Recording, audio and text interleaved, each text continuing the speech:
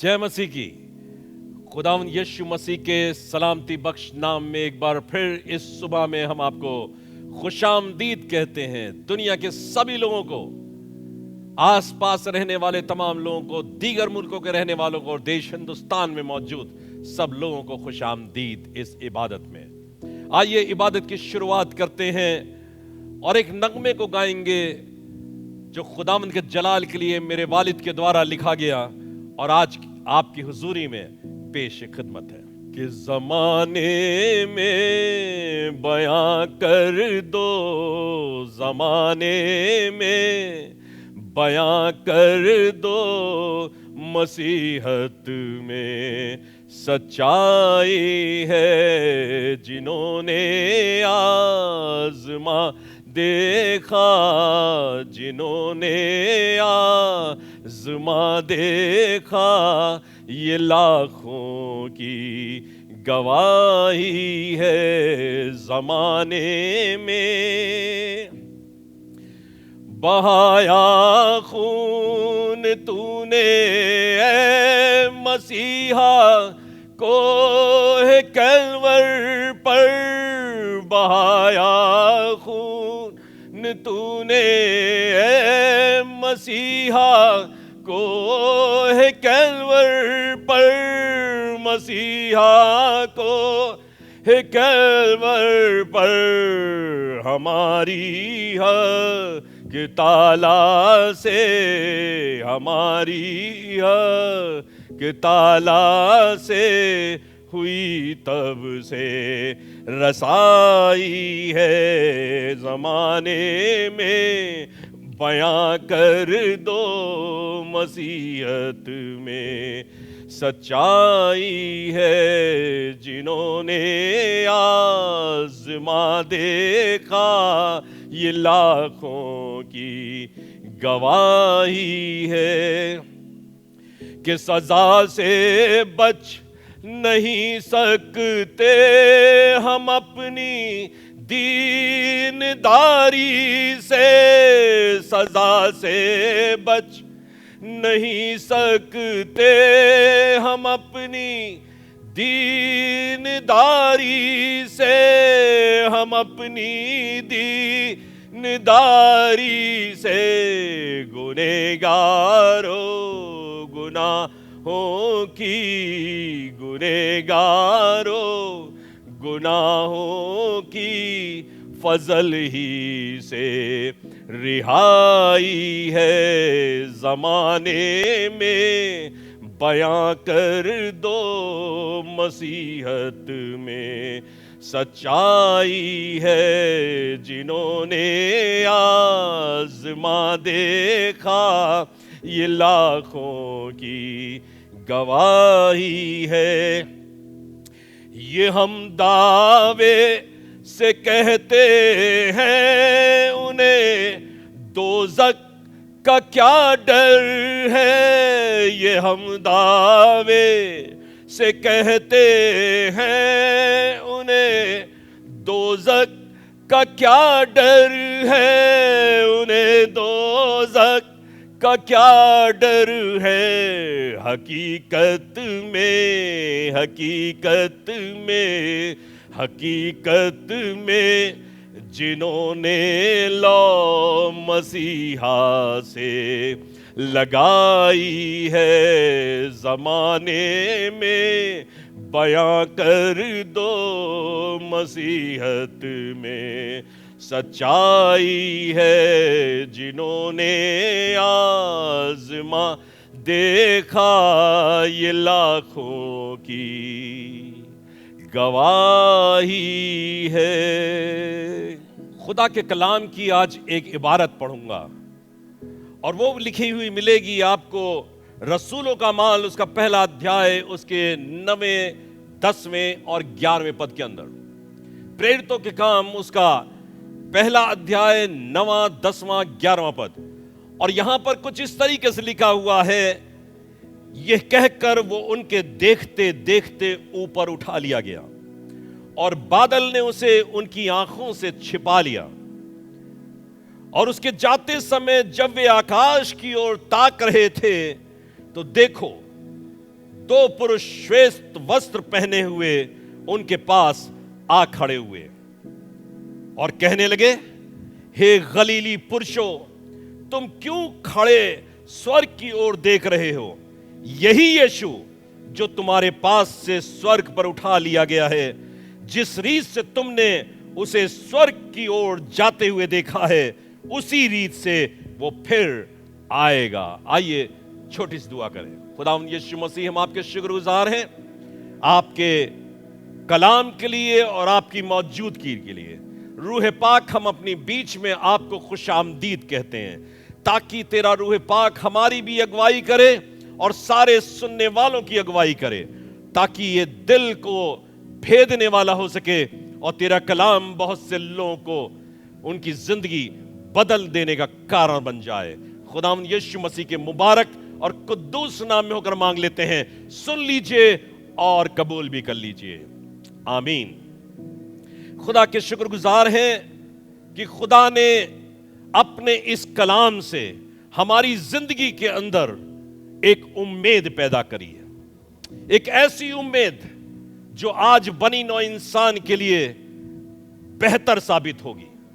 वो इंसान जो दुनिया की मुसीबतों के अंदर जिंदगी को गुजार रहा है और आज के समय के अंदर जबकि चारों तरफ ऐसा निराशा का बादल छाया हुआ है कि लोगों को उम्मीद नजर नहीं आती कि हम उसमें से कैसे बाहर निकलेंगे। हर बात, हर सूचना, हर समाचार एक ही ओर इशारा कर रहा है, खराब हालत है, अच्छी हालत नहीं, मदद कीजिए, सहायता कीजिए। हम आपको उम्मीद दिलाना चाहते हैं, खुदावंद यीशु मसीह वो खुदा है जो हमको इस दुनिया के अंदर अपनी उम्मीद से भर देना चाहता है, अपनी खुशी से भर देना चाहता है। और आप अपने घरों के अंदर जब मौजूद हैं, इस उम्मीद की बात को आपके जीवन में रखना चाहता हूं कि खुदा ना तो छोड़ता है ना कभी त्यागता है। कभी कभी आपको थोड़े समय के लिए ऐसा एहसास होगा, ये हमारे एहसास की कमी है, ये हमारे समझदारी की कमी है। अच्छी बात यह होगी कि हम खुदा के कलाम को बेहतर तरीके से समझने वाले हो सकें। यह उस समय का जिक्र है जब खुदावंद यीशु मसीह आसमान पर उस मरने के जी उठने के बाद 40 दिन चेलों को दिखाई देने के बाद, भिन्न भिन्न किस्म के आश्चर्य कर्म करने के बाद स्वर्ग पर अपने बाप के पास जा रहे हैं। तो लिखा है खुदा के कलाम के अंदर, जब वो अपने चेलों से बात ही कर रहा था तो देखते देखते ऊपर उठा लिया गया और बादल ने उसे उनकी आंखों से छिपा लिया। और लिखा हुआ है ये चेले वहां पर खड़े हुए हैं, बड़ी निराशा का वातावरण है।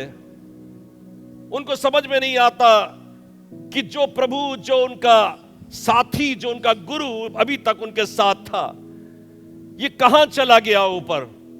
हमारी पहुंच उस तक नहीं हो पाएगी। अब अभी तो हम उसे बुला लेते थे, अभी तो उसे हम थाम लेते थे, अभी तो उसे पकड़ लेते थे, अभी तो उसे कुछ कह लेते थे, लेकिन ये तो ऊपर चला गया और हमारी देखते देखते वो बादलों ने उसे छिपा लिया है। अफसोसनाक मंजर है, दुख का कारण भी प्रतीत होता है। तब खुदा ने ऐसे मंजर में अपने 2 स्वर्गदूतों को उनके पास भेज दिया। और लिखा है, और उसके जाते समय जबकि वो आकाश की ओर ताक रहे थे, तो देखो 2 पुरुष श्वेत वस्त्र पहने हुए उनके पास आ खड़े हुए।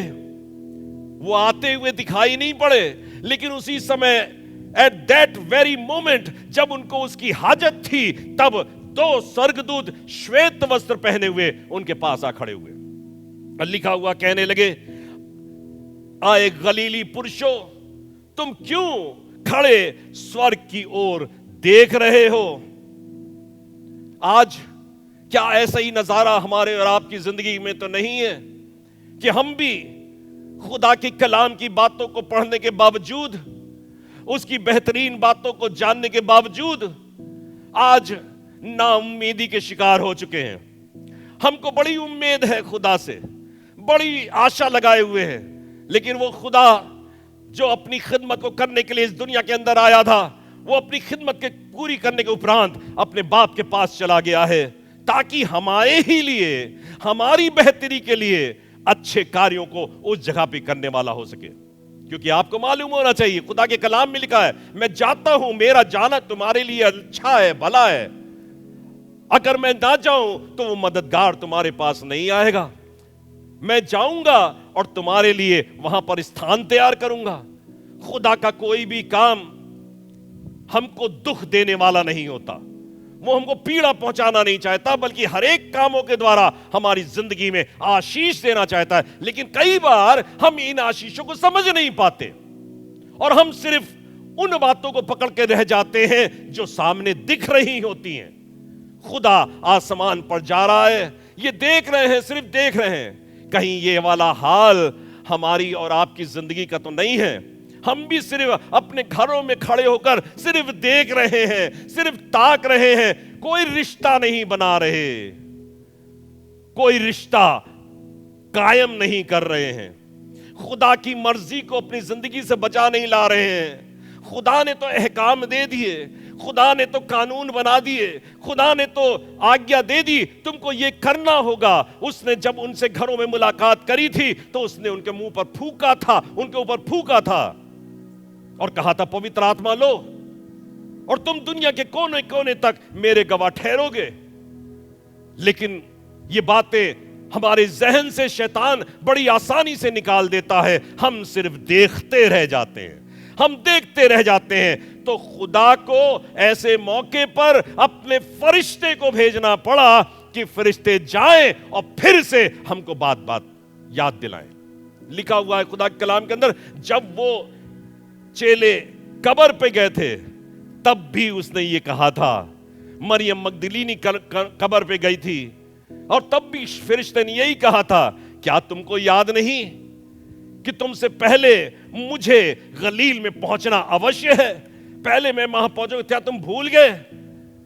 मनुष्य का पुत्र इस दुनिया में आएगा, वो मारा जाएगा, घायल किया जाएगा, सलीब पर अपनी प्राण को देगा, लेकिन वो तीसरे दिन मृतकों में से जी उठेगा। ये इंसान की खसलत है कि वो उसकी बेहतरीन बातों को भूल जाता है, या शैतान हमारी जिंदगी में से उसे भुला देता है और हम सिर्फ देखते रह जाते हैं।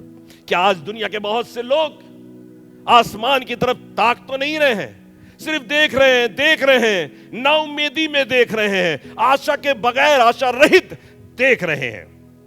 स्वर्गदूतों ने कहा, एक बात कही जो मेरे इस मजमून का शीर्षक है, और मैंने लिखा है इसकी जगह पे।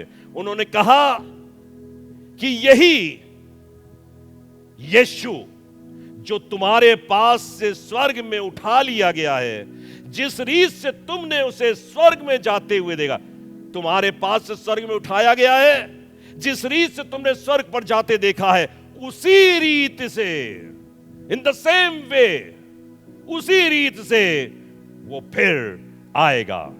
शीर्षक है this same Jesus. Can you say with me, this same Jesus?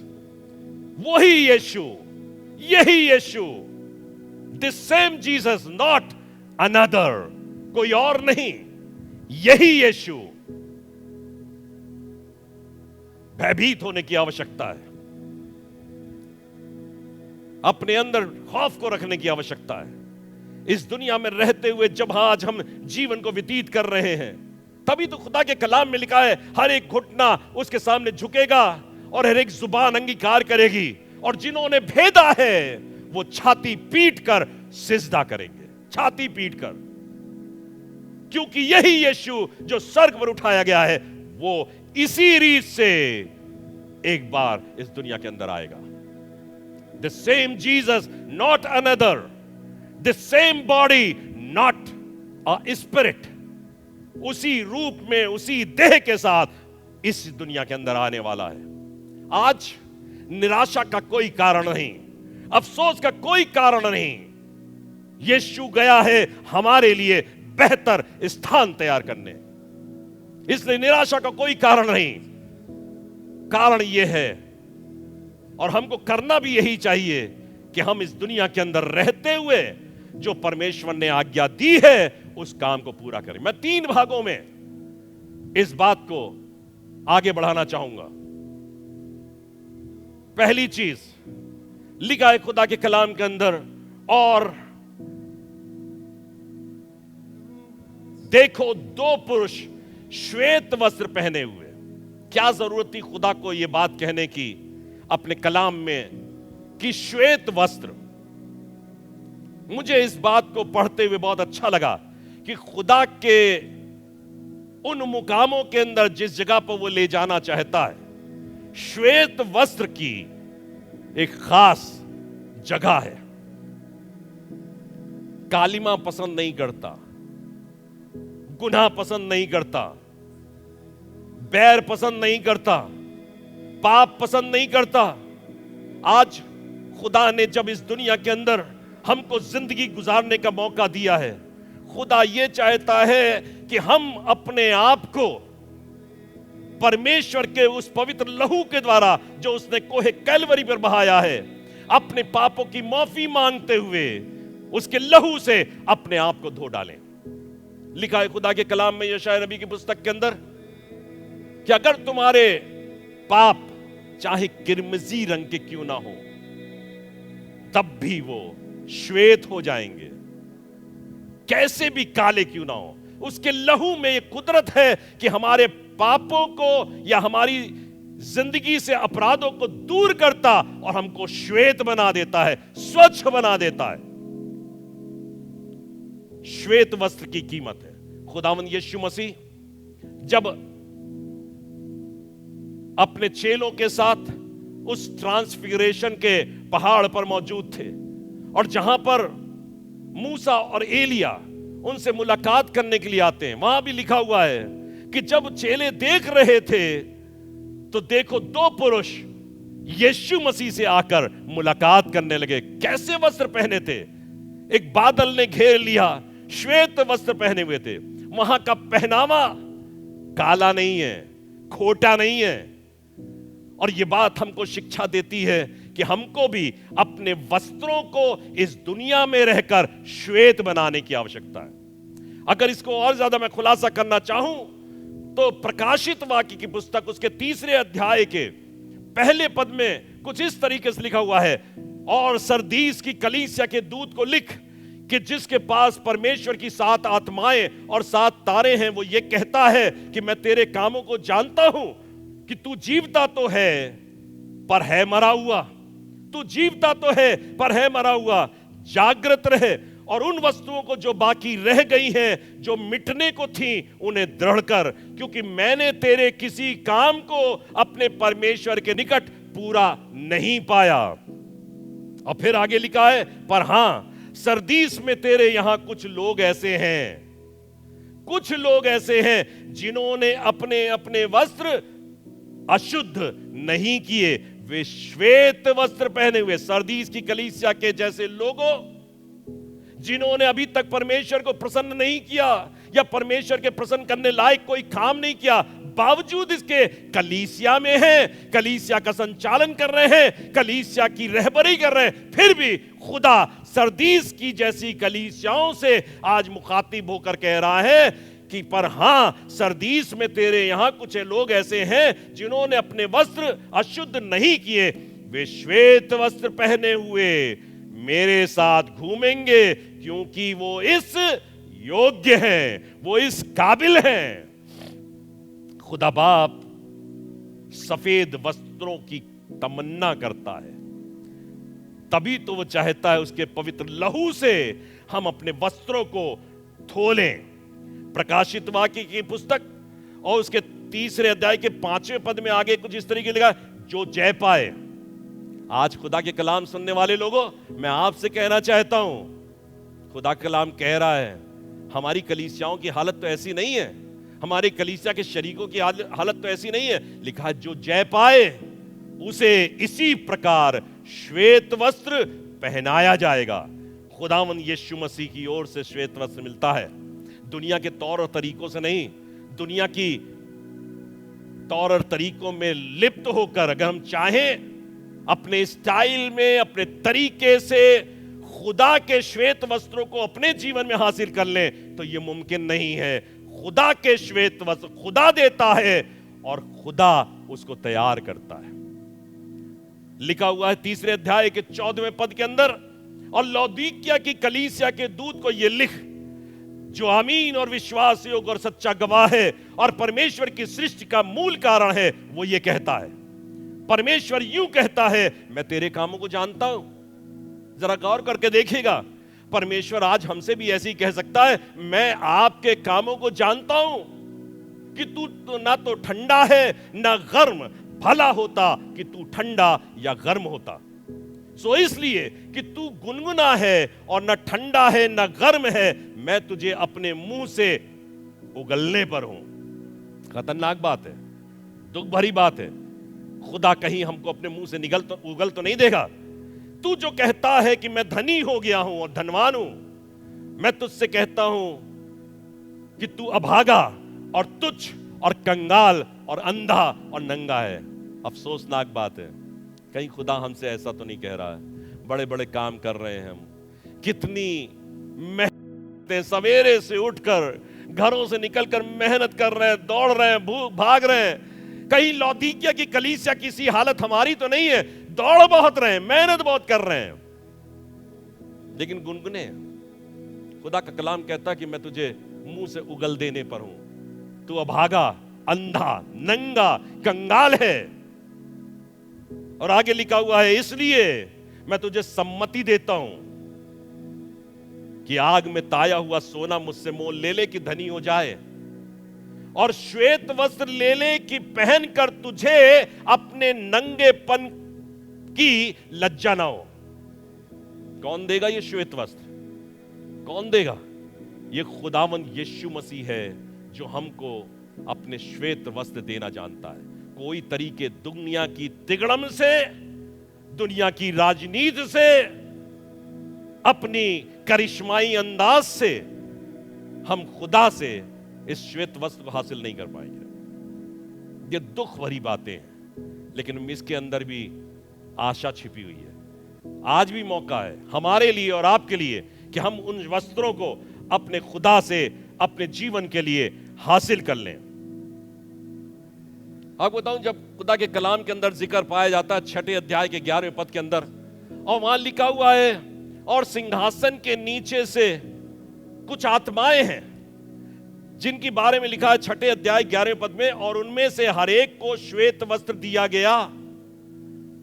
उनमें से हर एक को, आत्माओं को जो सिंहासन के नीचे हैं, जो कुछ बोल रही, जो कुछ पुकार रही, उनको एक श्वेत वस्त्र, वहां का लिबास ही श्वेत वस्त्र है, इसके अलावा कुछ और नहीं। और लिखा है, और उनसे कहा गया कि थोड़ी देर विश्राम करो, क्योंकि वो पुकार कर रही थी कि कब तक तू हमारा बदला नहीं लेगा, इन दुनिया के लोगों से कब तक हमारा बदला नहीं लेगा। तो उसमें कहा गया, तुम थोड़ी देर और विश्राम करो, जब तक तुम्हारे संगी दास और भाई जो तुम्हारे नाई बद होने वाले हैं, उनकी भी गिनती पूरी ना हो ले।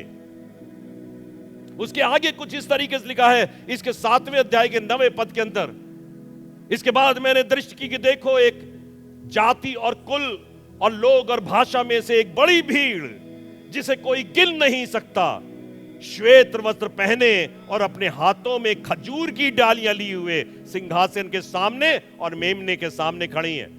सिंहासन के सामने और मेमने के सामने खड़ी है कौन? श्वेत वस्त्र पहने हुए एक बड़ी भीड़, जिन्हें कोई गिन नहीं सकता।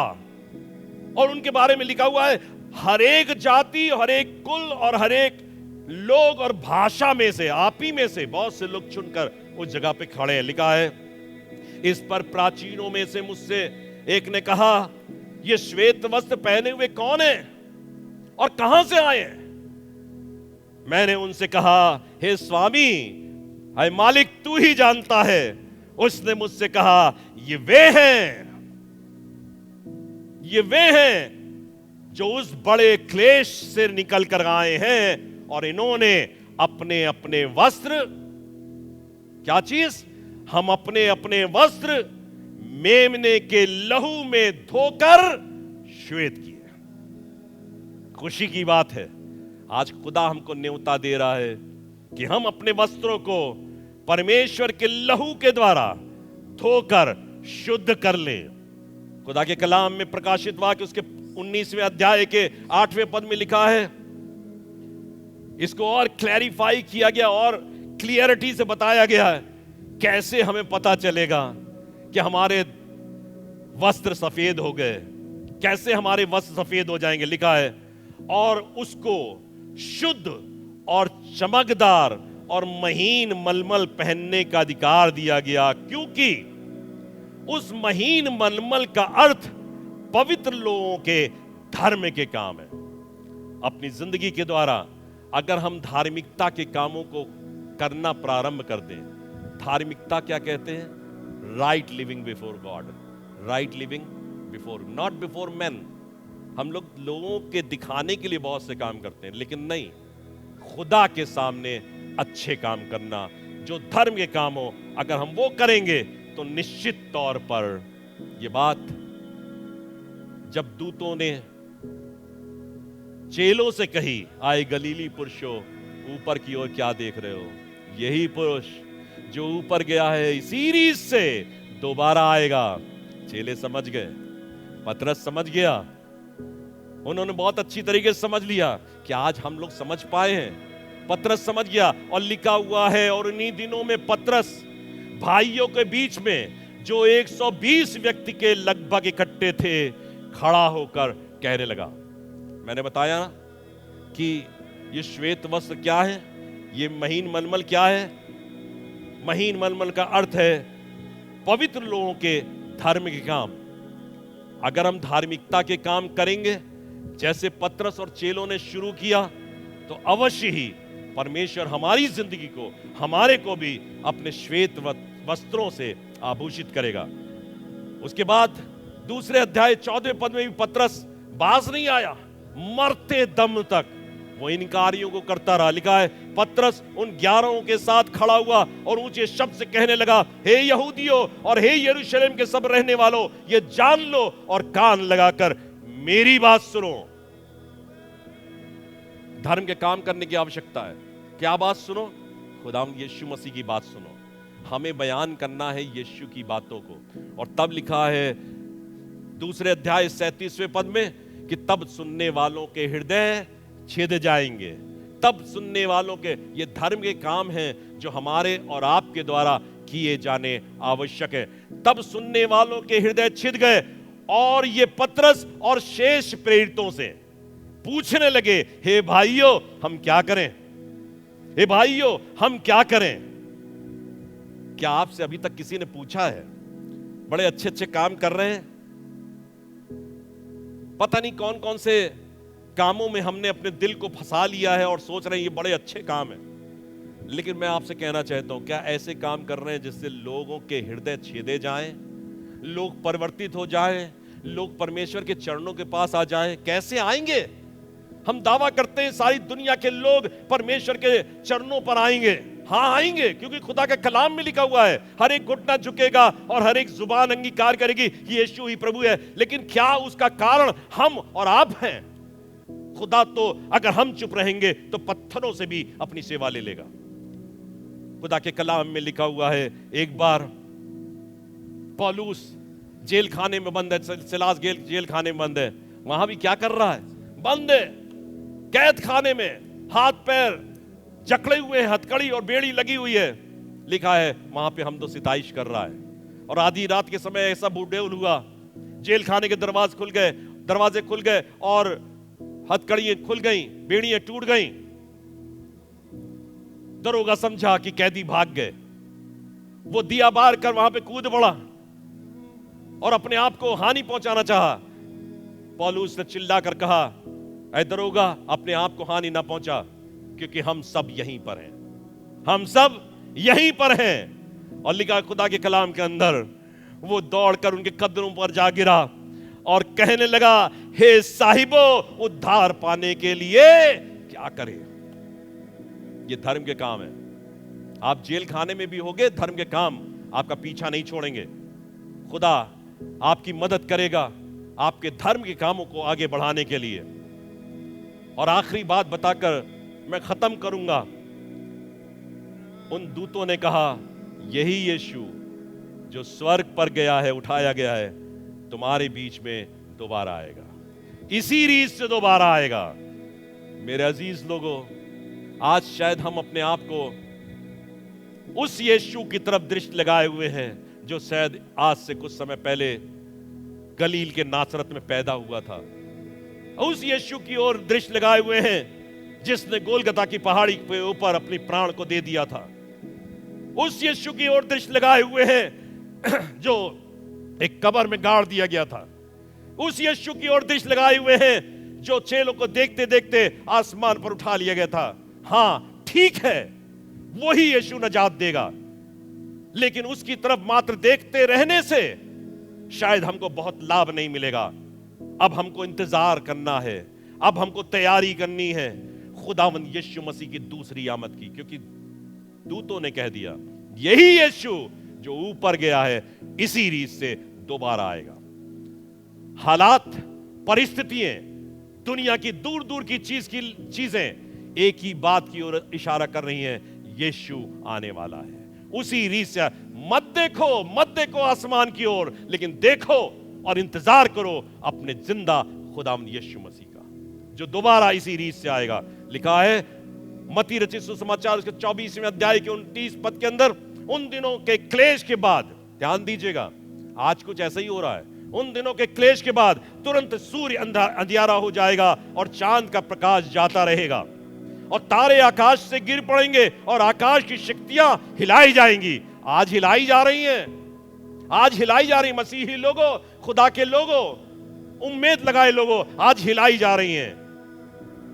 और तब लिखा है जैसा दूतों ने कहा कि यही यीशु आएगा, तब मनुष्य के पुत्र का चिन्ह आकाश में दिखाई देगा और तब पृथ्वी के सब लोग छाती पीटेंगे और मनुष्य के पुत्र को बड़ी सामर्थ और ऐश्वर्य के साथ आकाश के बादलों पर आते हुए देखेंगे, क्योंकि कह दिया गया यही यीशु दोबारा आएगा। हमको उस यीशु का इंतजार करना है। लिखा है खुदा के कलाम में इसके 31वें पद में, जब मनुष्य का पुत्र अपनी महिमा में आएगा और सब स्वर्गदूत उसके साथ आएंगे, तो वो अपनी महिमा के सिंहासन पर विराजमान होगा।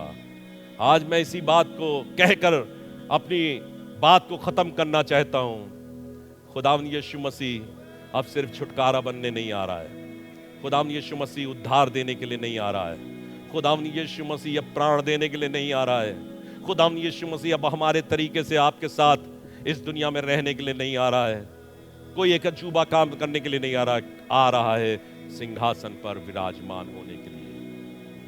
खौफ में होने की इसलिए आवश्यकता नहीं कि दुनिया में मरी फैली हुई है, खौफ में इसलिए होने की आवश्यकता है क्योंकि हमने अपनी जिंदगी को अभी तक खुदा के लायक नहीं बनाया, परमेश्वर की योजना के अनुसार अपने आप को अर्पित नहीं किया। काश के हम और आप जिन्होंने इस कलाम को सुना है अपने आप को खुदा के हाथों में सुपुर्द कर दें, खुदा से कहें खुदा बाप मुझे ग्रहण कर। हम सिर्फ स्वर्ग की ओर ताकने वाले ना हो, लेकिन इस उम्मीद से ताकें मेरा उद्धार करता जिसके लहू से मैंने अपने आप को पवित्र किया है और अपने वस्त्रों को श्वेत किया है, वो मुझे लेने के लिए आ रहा है। आइए हम अपनी आंखों को बंद करें और दुआ करेंगे। जीवित महान सामर्थी परमेश्वर, मैं अपने आप को और तमाम सुनने वालों को तेरे खून में छिपा देता हूं, उस आशा में जो तूने खुदावंद आज से 2020 साल पहले मनुष्यों के लिए दी कि यीशु जो आसमान पर गया है इसी रीत से आएगा।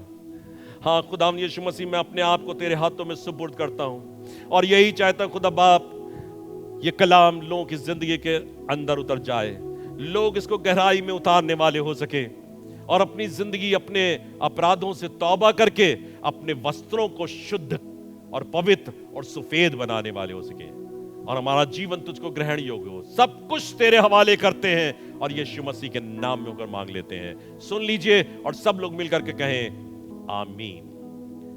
हमारे खुदा यीशु मसीह का फजल और खुदा बाप की मोहब्बत और रूह पाक की शराकत और रिफाकत हम में से हर एक शख्स के साथ अब से लेकर हमेशा तक बनी रहे। आमीन।